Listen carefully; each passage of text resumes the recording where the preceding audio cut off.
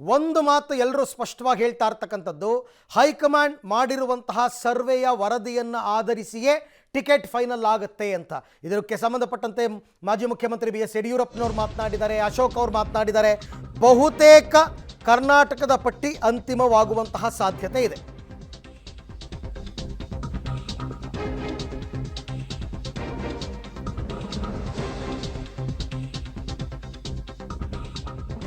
ಇವತ್ತೇ ಬಿಜೆಪಿಯ final list announce ಆಗುವಂತಹ ಸಾಧ್ಯತೆ ಇದೆ. ದೆಹಲಿಯ ಬಿಜೆಪಿ CEC ಸಭೆ ಬಳಿಕ ಪಟ್ಟಿ ಬಿಡುಗಡೆಯಾಗುತ್ತೆ.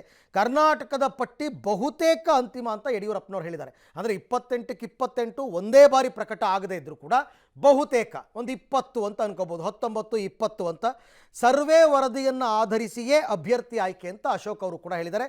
ಅದೇ ಮಾನದಂಡ, ಸರ್ವೆಗಳನ್ನು ಮಾಡಿಸಿದ್ದಾರೆ 28 ಕ್ಷೇತ್ರದಲ್ಲಿ. ಆ ಸರ್ವೆ ವರದಿಗಳನ್ನು ಆಧರಿಸಿ ಟಿಕೆಟನ್ನು ಕೊಡಲಾಗುತ್ತೆ ಅನ್ನೋದು ಅಶೋಕ್ ಅವರ ಮಾತು. ಡೆಲ್ಲಿನಲ್ಲಿ ಬಹುತೇಕ ಕರ್ನಾಟಕದಲ್ಲಿ ಲೋಕಸಭೆಗೆ ಸ್ಪರ್ಧೆ ಮಾಡುವಂಥ ಅಭ್ಯರ್ಥಿಗಳ ಹೆಸರುಗಳು ಫೈನಲೈಸ್ ಆಗಬಹುದು. ಈಗಾಗಲೇ ವಿಜಯೇಂದ್ರ ಅವರು ಅಲ್ಲೇ ಇದ್ದಾರೆ. ಸೊ ಇವತ್ತು ಪ್ರಧಾನಿ ನರೇಂದ್ರ ಮೋದಿ ಅವರ ಸಮಕ್ಷಮ ಚರ್ಚೆ ಆಗುತ್ತೆ, ಒಂದು ಅಂತಿಮ ತೀರ್ಮಾನ ಆಗುತ್ತೆ. ಅದಲ್ಲದೆ ಪ್ರಧಾನಿ ನರೇಂದ್ರ ಮೋದಿ ಅವರು ಕರ್ನಾಟಕಕ್ಕೆ ಪ್ರವಾಸ ಸಹ ನಿಶ್ಚಯ ಆಗಿದೆ.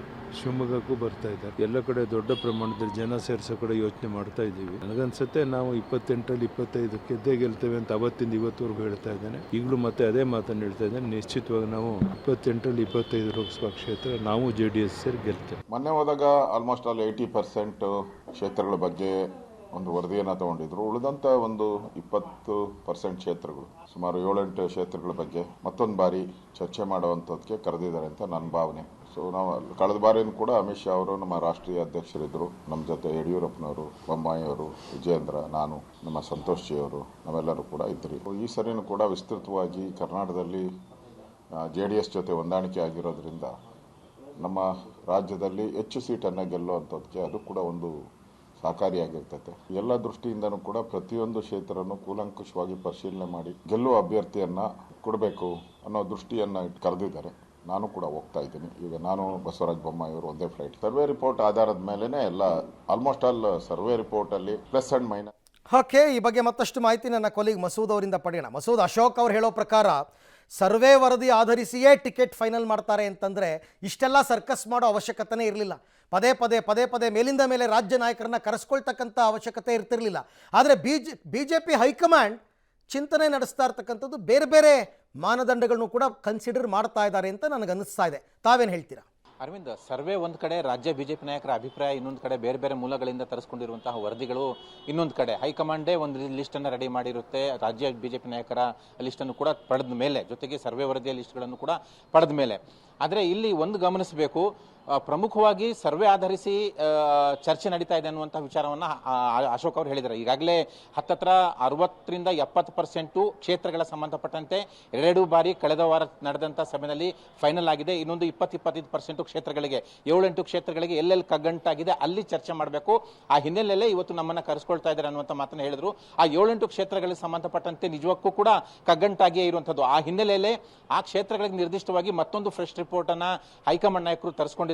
ಆ ಭಾಗವಾಗಿ ಇವತ್ತು ಚರ್ಚೆ ನಡೆಯುತ್ತೆ. ಜೊತೆಗೆ JDSಗೆ ಎಷ್ಟು ಸೀಟ್ ಕೊಡಬೇಕು ಅನ್ನುವಂಥ ಒಂದು ಚರ್ಚೆ ಕೂಡ ನಡೆಯುತ್ತೆ. ಆ 7-8 ಕ್ಷೇತ್ರಗಳಲ್ಲಿ ಯಾರಿಗೆ ಟಿಕೆಟ್ ಕೊಡಬೇಕು, ಹಾಲಿಗಳೇ ಜಾಸ್ತಿ ಇರುವಂತಹ ಕ್ಷೇತ್ರಗಳಲ್ಲಿ ಸಾಕಷ್ಟು ಗೊಂದಲ, ಸಾಕಷ್ಟು ಕಗ್ಗಂಟು ಇದೆ.